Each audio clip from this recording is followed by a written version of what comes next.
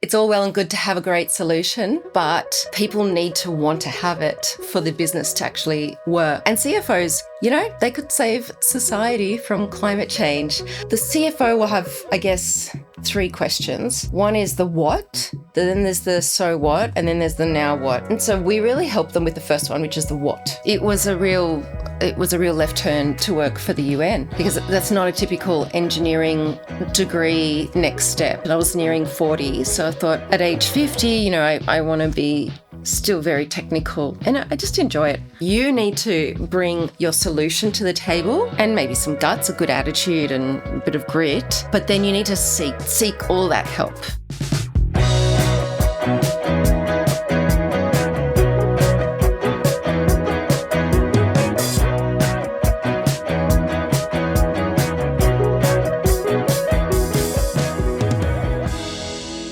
My name is Justine Rogers, and you're listening to We Built This Thing. On today's episode, we're chatting with Janet Salem, co-founder of Footprint Lab, an organisation that helps businesses integrate sustainability data into their financial accounting systems to support their decision-making and their accountability. Janet also worked at the UN for 17 years and then decided to pursue a PhD on sustainability data.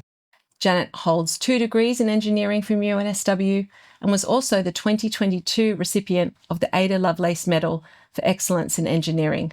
Welcome, Janet. Hi, Justine. Hi. If I'm a CFO and you come to me and try to tell me that I should make my financial decisions more sustainable, and you may have all the data to prove that, why should I care? That's the $1 million question, because before I answer that, I want to say that when you work in sustainability, it's all well and good to have a great solution, but people need to want to have it for the business to actually work. And CFOs, they could save society from climate change. So what I would say is a CFO is laser focused on the strategy behind all financial decisions, where to spend, where to lend, where to invest. And what we can do at Footprint Lab is give them all the sustainability layers behind those financial decisions. So if their investors are saying, we need you to minimize climate risk, we can give them all the climate data about every single financial decision. But then there's all these other metrics we can provide them, like the water footprint or the labour footprint, all these insights that are happening in supply chains. And quite often it's too deep for them to really be aware of them, that can help them kind of see the future, see the dynamics of what's going on in the world, and then know, okay, this is how I can make that strategy resilient towards crude oil prices or restrictions in nickel ore supply. If I'm in renewable energy, that's a big one. Or if I think that a price on carbon is coming, either domestically or in some of my downstream markets, where my downstream customers care about that, well, how exposed am I? So really for the CFO, it's about minimizing or being aware of the risk in a really easy automated way. There's already a number for everything. And what we can do is help bring that as a layer into existing financial data architecture that they already use. Yeah, so for non-accountants listening, what does it look like when you're providing sustainability data? Does it look like some kind of spreadsheet? Does it look like an online portal? Like what do they get from you guys?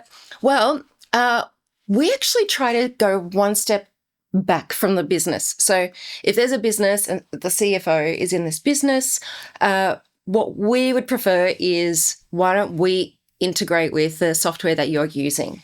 Mm-hmm. So businesses will have like accounting software, ERPs, even the banks themselves that are managing all those transactions that the business is performing.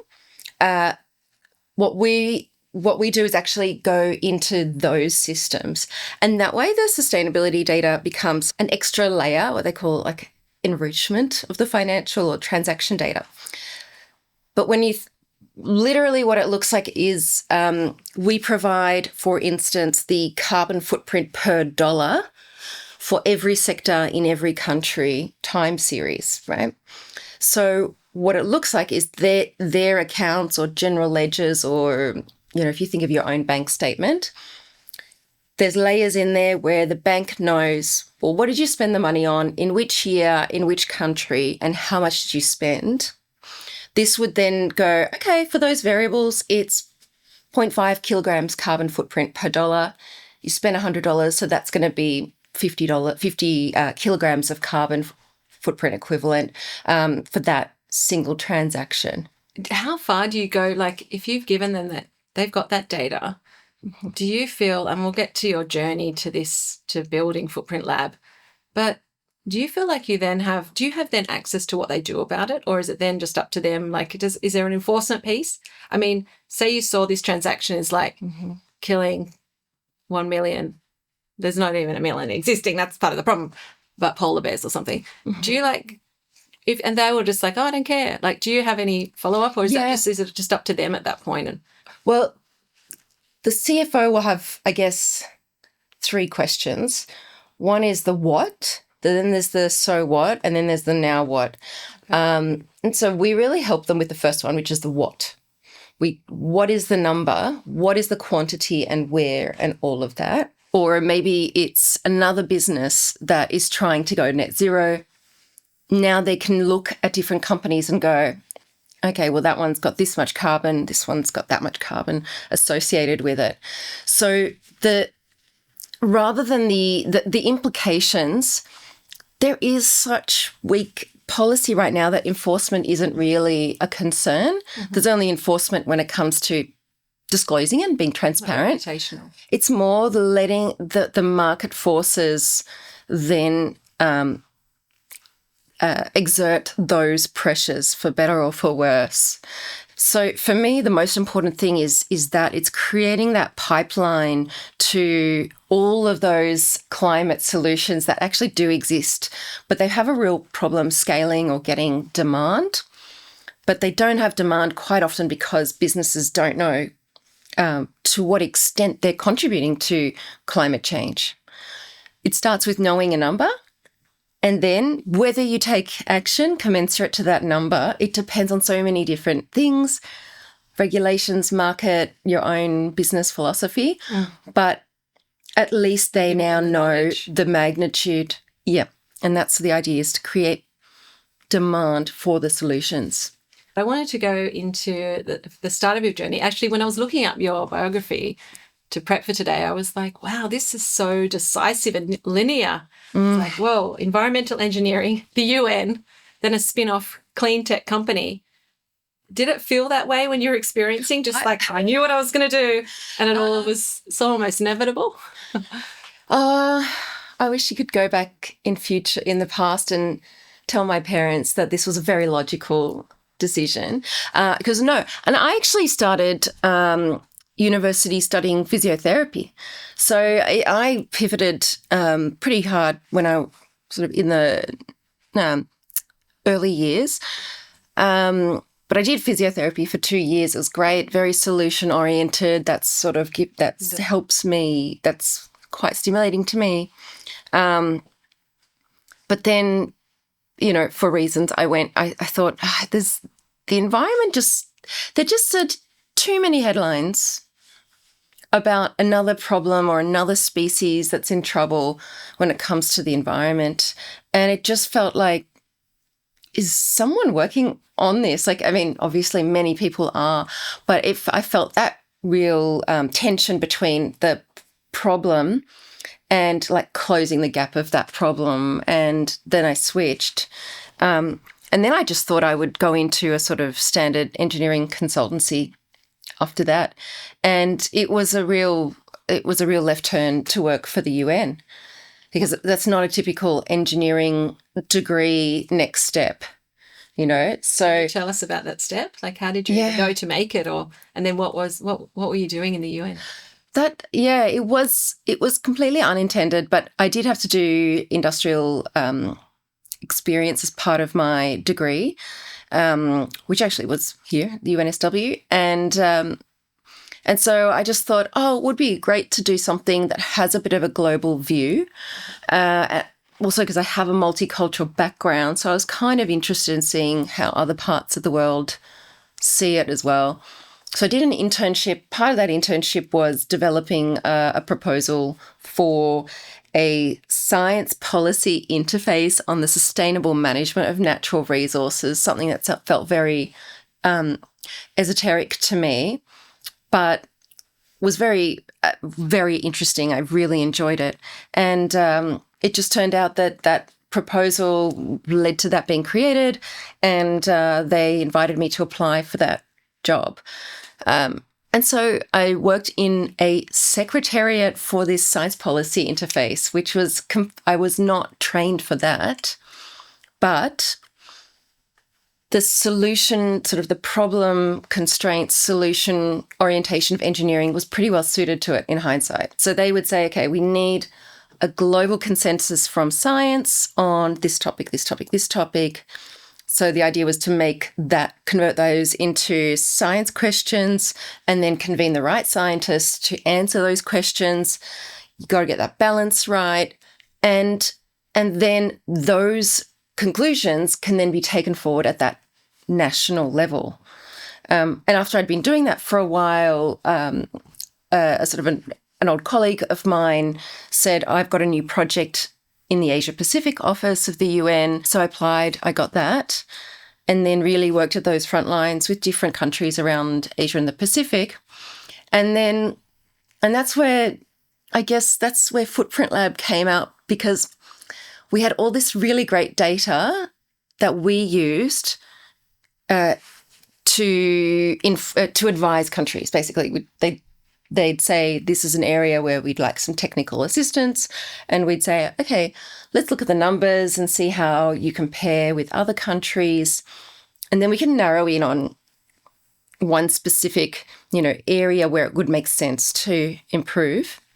And from there you go on. But it was really limiting to see they could set a really interesting policy goal. Great. But the policy instruments, like the mechanisms, is it a tax? Is it a regulation? What is it? That's really limited unless companies can respond. And so what I was sort of thinking, I wish that all that data exists. I wish that companies had access to it so that they could quickly see, if that's the policy, where do I stand? Mm-hmm. And then within what I'm doing, what are the hotspots? Like why is that the number, and how can I reduce it? So that's why I left the UN, to see, okay, how can we close that gap for businesses? And that would align with those global policy goals. So I think I read somewhere you're saying the UN gave you a really good bird's eye view, but you think in a way that everyone who works there should then spin off and focus on a singular problem. Is that how you put it? Yeah, the UN is a great place to work, and I recommend it for anyone that has there's something that bothers them in the world that they can really dedicate themselves to, and really, because it is a hard slog, minimal resources, a lot of resistance, and a lot of travel. It's quite it's not an easy profession, I would say. But through the time at the UN, you get so many insights on why there are problems in the world, whether that's in health or education or the environment or security. And that's where I think entrepreneurship is such a great next step, with the right support for the right people, at least. I'd say not everyone should be an entrepreneur, but you have that deep understanding of a problem, and hopefully you've seen enough examples of solutions and why they haven't worked, that you can start to narrow in on. I have to say, you didn't just go straight from the UN into entrepreneur land. You thought, as the kind of high achiever that you are, you know what, I'll just do a PhD. Yeah. And so you were like, no, I'll just go into academia and do one of the hardest things ever. Yeah. Is that just something where I think you just didn't, even though you were highly qualified and you had the expertise, was it just something that you needed to do to almost protect yourself from being like seen as maybe an imposter or something? Yeah. I remember partway into the PhD when, companies started to ask, or these new startups started to ask for data. And my professor would say, oh, talk to Janet. And I'd sort of think, oh, like maybe I should have just done an MBA, because now I'm helping other people build the solution that I wanted to do. So, but I think that, you see a problem, you want to find a solution. I'll do a PhD. I think it's a real gendered approach in hindsight, because I'd never studied anything to do with business. My family background is nothing to do with that. Everyone in my family had always been sort of in education or sociology or health or something like that. So I really wasn't exposed to a more like a commercial world. And so that was the natural kind of like, oh, well, I'll investigate this and find, good peer-reviewed, solid scientific ways to move forward. Yeah. I'm sure you're ready. Speaking of sociologists, but the kind of, the classic study of when men want to go for interview, they may have, 4 of the necessary criteria, but women need to have like 9 or 10 or something to go. Yeah. So you're like, I need to be really ready for this to go into the commercial world. Yeah, imposter syndrome. And do you look back though, when you're saying there were other, say, more of the financial bro type guys asking you for your data and raising capital, how do you see that now? Were they kind of cocky, but also did you admire that, or were you being too cautious, or was it a bit of both? Like, how do you see it now? Well, I do think that every founder has they bring something different to the table. Yeah. So sometimes you do need that sort of gutsy, like, do it. yeah, I just had an idea and I'll do it. Zero background, but hey, we'll catch up. But the right personality can make that work. For me, what I had was more international networks. So I knew governments in different countries. I knew experts in different countries. But strategically, and this is sort of, I guess, Footprint Lab's moat, is I wanted this to be part of the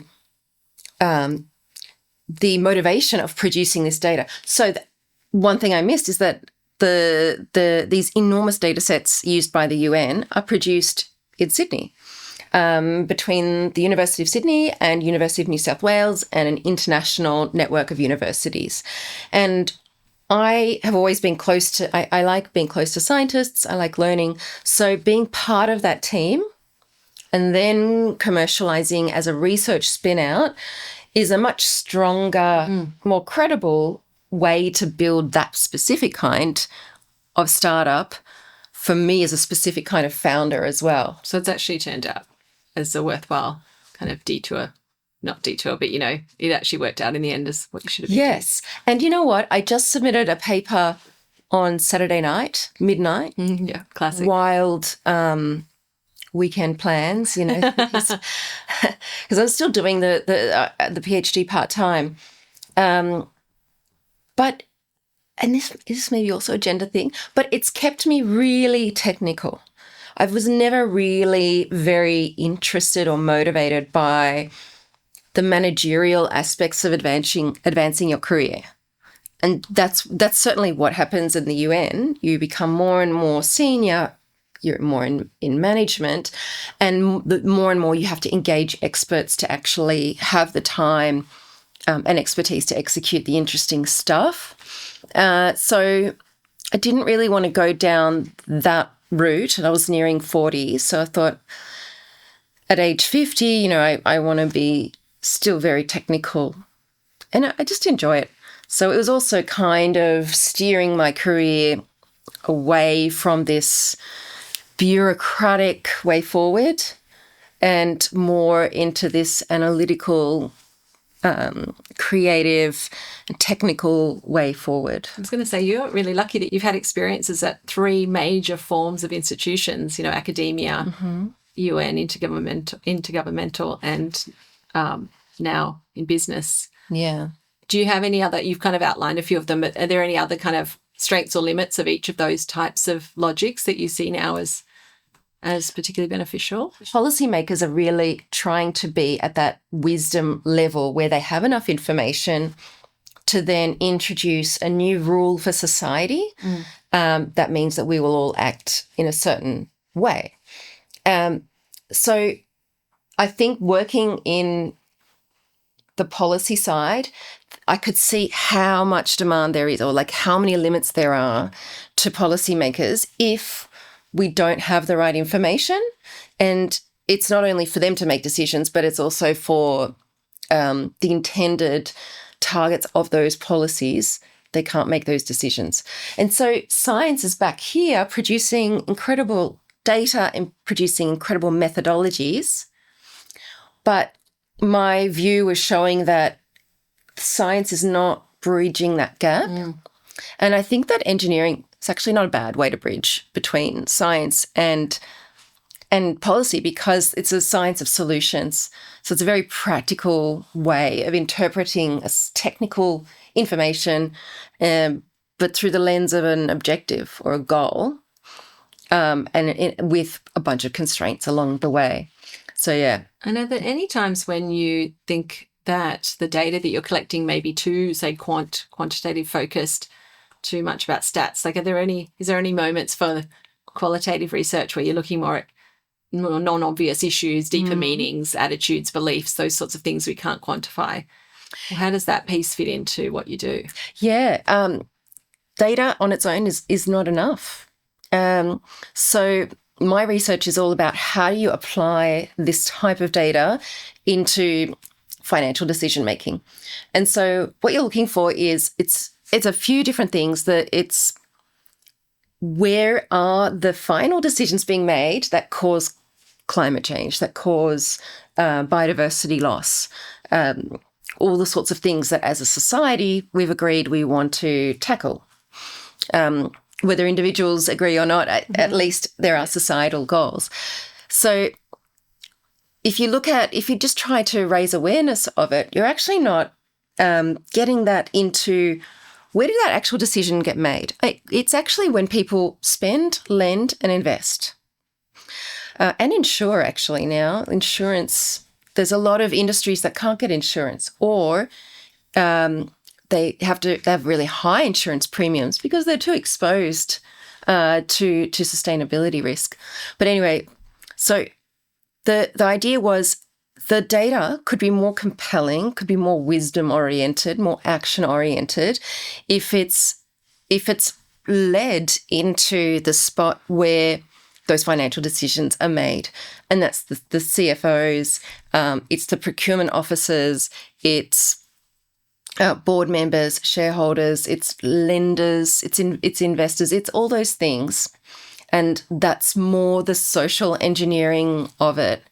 And also, I guess a lot of my job is showing those use cases and saying, well, why do I need this? Well, this is, you don't want to expose yourself to risk here or there. So it's also been a process of, I guess, stepping back from the sustainability story, which is my motivation.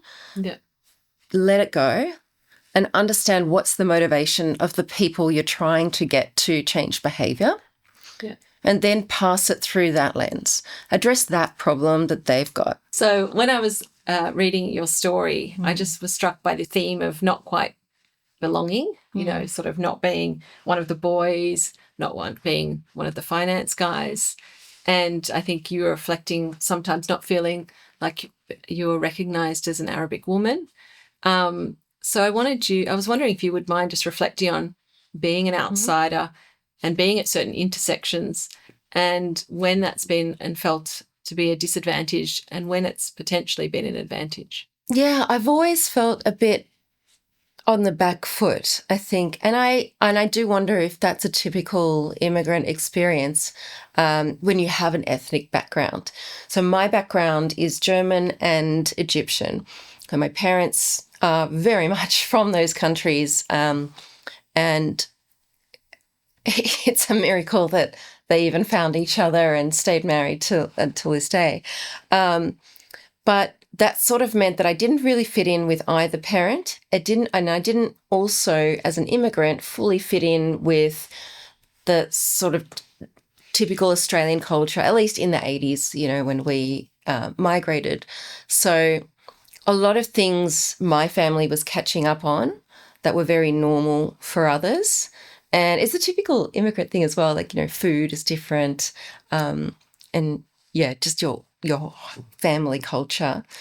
Luckily, though, I had 3 siblings, so, at least you have that unit of people that understand each other. And then in engineering, I wasn't really a guy's girl, and this was now the 90s or early 2000s when that was still a thing. I'm really happy that it's changed now. Like, you can really see that gender ratios and gender culture, I think, is different in engineering. And I just thought, oh, maybe I shouldn't be here, or maybe it's a bit provocative that I'm here, like I'm sort of imposing. And I think, did that carry over even because you've been well awarded, if I may say, with some major awards? And I saw somewhere you reflecting that even when you were being given these pretty major awards in your field, that you still had a feeling of not quite feeling right, or somehow just mixed feelings and not being able to fully enjoy being celebrated. I did feel a bit uncomfortable with some of the awards, or maybe like I was taking them from someone else. And even, actually, even at the UN as an engineer, I hadn't studied international relations or policy. Even there, I felt quite unusual.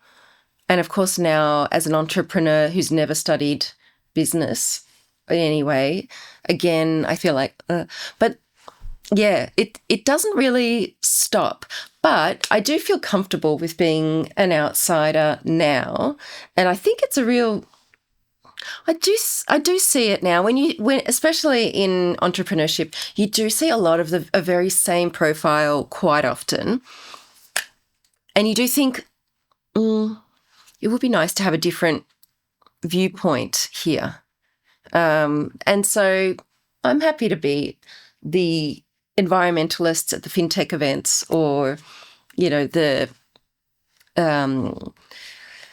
the engineer in, finance sector or sustainable finance. It's a very unusual feeling, but I like it. I'm glad about that. So, and what about someone listening who wants to engage in meaningful systemic change through a company? What advice would you give them looking back, and how to even get started, like even step one from an idea or a hope? What should they do? Yeah, I have a lot of thoughts on that now, because I think if you can see the problem well, if you are in love with the problem, they say that in the startup world, if you're in love with a problem, go for it. And don't wait until you've finished a PhD or an MBA or whatever, because the other thing I've learned is that in the startup world or in entrepreneurship, a lot of people don't go into it because they think, well, I've never really started a company. I don't know much about business strategy. I don't know how to do finances or HR, etc. That doesn't matter, because systems are there to help you. So you need to bring your solution to the table, and maybe some guts, a good attitude and a bit of grit, but then you need to seek all that help. So you join boot camps and accelerators, incubators. There's a whole ecosystem of them, depending on whether you just have an idea, or you've already started, or you've got some traction and need to grow. There's all of these systems out there to help. So don't feel like you need to know everything. In fact, you shouldn't, because that'll spread you too thin. Get help from the start. Is there a place that you went to that helped you the most, like a kind of a community? Yeah, I did a university incubator. Incubator is when you have the idea. Yep. And then I moved on to another program that was more about mentorship for scaling. Yeah, definitely helps. Okay, so and before I ask for a final reflection, if someone wants to know more about you and your work, where's best to find you? I guess footprintlab.io or follow me on LinkedIn. I kind of don't post much about my business. I just kind of like to post about what I find interesting in the world. So I guess that would be a good spot. And to finish off, I wondered if you could just reflect on a belief that you hope becomes commonplace and normal in the next 10 to 20 years that would really support what Footprint Lab is doing. Every financial decision can be made towards a better future if you have the right information. Okay. Thank you so much. Thank you, Janet.